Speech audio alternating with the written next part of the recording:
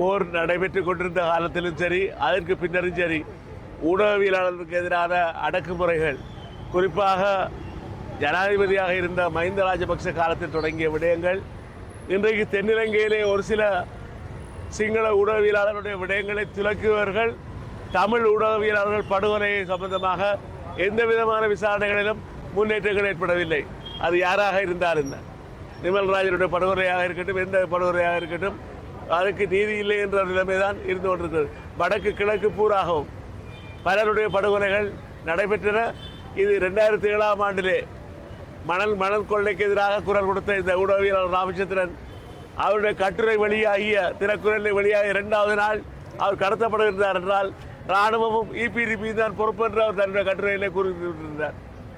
அது மாத்திரமல்ல, அவரை அதன் பின்னர் அந்த முகாமிலே தடுத்து வைக்கப்பட்டிருந்த பொழுது பல இராணுவத்தினருடைய தொலைபேசி மூலம் அவர் பேசியிருக்கிறார். வீட்டுக்கு கடத்தப்பட்டதுக்கான ஆதாரங்கள், சாட்சியங்கள் ஒவ்வொன்றாக தந்தையார், தாயார் என்று இறந்து கொண்டிருக்கக்கூடிய நேரத்தில் ஒரு கிராம சபை உத்தியோகத்தர் கூட சொல்லியிருக்கார், நான் அவரை பார்த்தேன் என்று.